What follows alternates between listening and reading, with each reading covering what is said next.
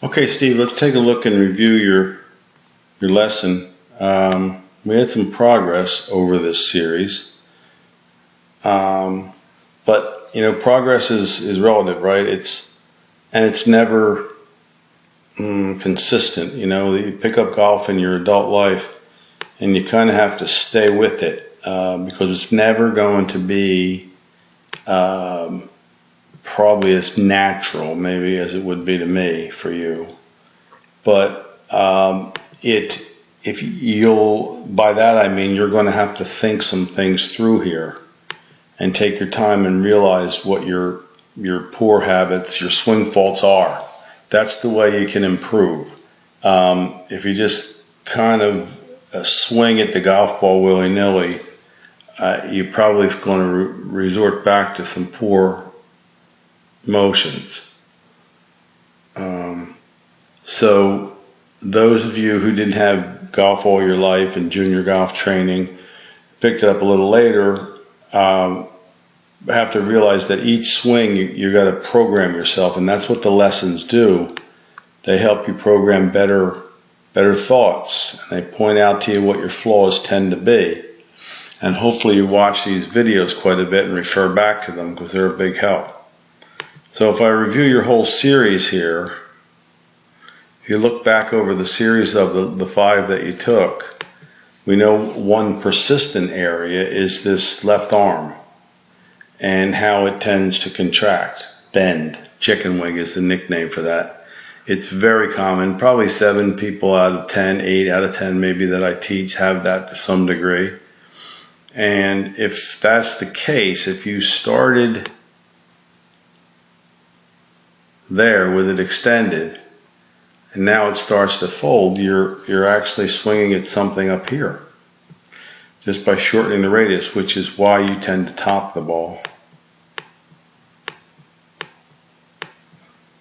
Now just remember that that's number 1 on every swing. We want to get that as extended as we possibly can. Now today I changed to a 10-finger grip. I'll explain about why in a minute, but this is habit number 1. Get this as extended as you can, even at the risk of taking too much turf. The second thing we talked about is as you do that, you want to be following through the shot. We call it follow through, turn through.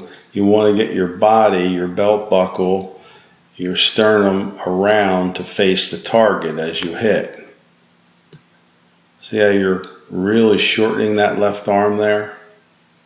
Good. And the worst thing you can do is keep your head down, because there's a lot of weight in the head and it doesn't allow the upper body to rotate like you should. See, there is your move that will always be somewhat inconsistent for you. Once that arm starts down, it should lengthen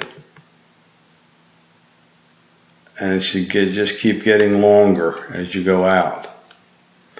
But this comes from your urge that came with you from the beginning to scoop the ball up in the air. You're trying to throw the right hand at it, scoop it up with the left, and that's always going to be a source of inconsistency for you. Okay? So just remember, left arm long, write a big red note on your refrigerator, and follow through with your body. Okay? Now over here we had some progress in this area.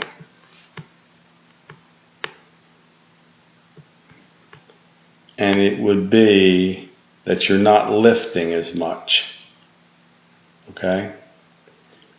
Now one of the things we talked about was making a backswing right there. I didn't dwell on this too much during your lessons because I didn't want to throw a million things at you, but I would keep this elbow tucked in a little bit if you can break that habit, because when it flies, it can make you what we call too late getting to the ball. Now the next move is what you really have to focus on. So lesson number 1 is the long left arm, follow through with the body. Lesson number 2 is we have to break that habit right there. I want you to picture as if there's a wall here, a glass wall, and you can't touch it. Your most precious vase in your house is right there, and your hands have to escape it, and boom, they crash right into it. See that what you just did there? That will more often than not top the ball. Because when you've heard me use the word late several times, what that means is the club is too late in getting there. Your body's getting there first. The club is still way up in the air. You see how where you are right now, your hands should already be down this low. You have to get them lower earlier. And if you don't, sometimes, just like that, you're just going to hit the top of the golf ball and or shank it because it's hitting the heel of the club.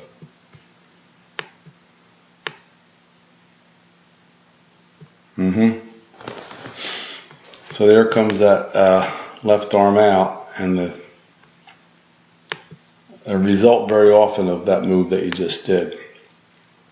Let's examine that a little more closely. And you'll have this as a reference when you come into it.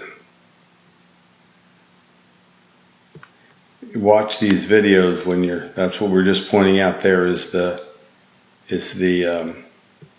chicken wing, right?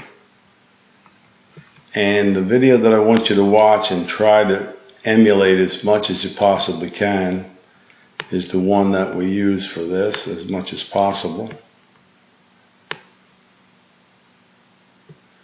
And all you have to do is watch the hands. That's about as straight down as it gets. There's not one bit of out there. It's all dropped down under.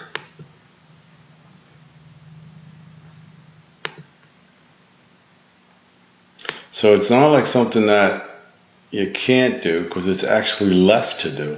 You're doing more than he is from the top.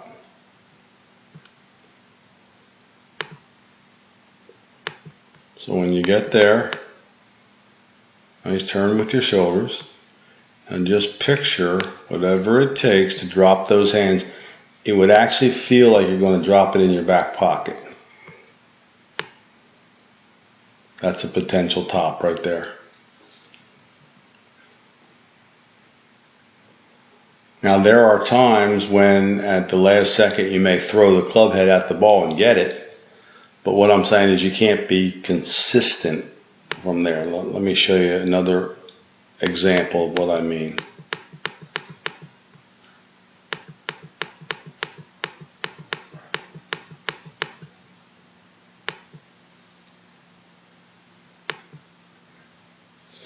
Okay, so I would say that if you look at these two photos closely, these two video motions closely, I would say that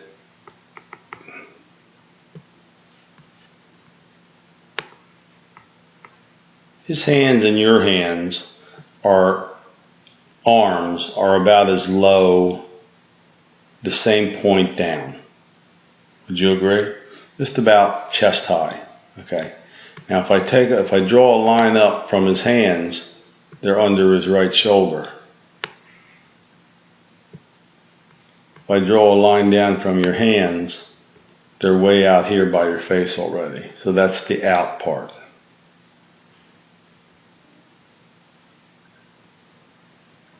Okay, so he literally keeps dropping and dropping and dropping. Now let's bring it down a little lower.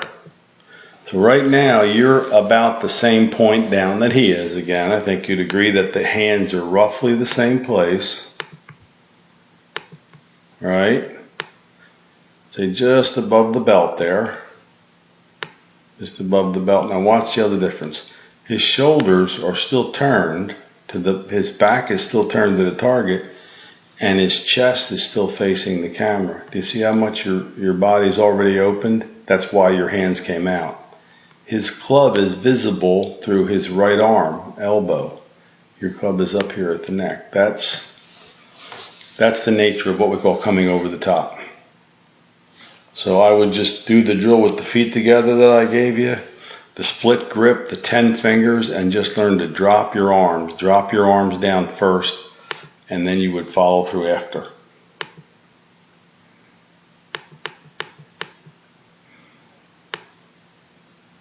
And remember, anything that's going to the left is going to be better than anything going to the right, because it's more likely that you'll drop your arms down if you hit it off to the left. Okay, good series. Now you don't have to buy a whole other series, but if you want a lesson from time to time, just look me up in the book. You know how to do it. All right, Steve, good luck.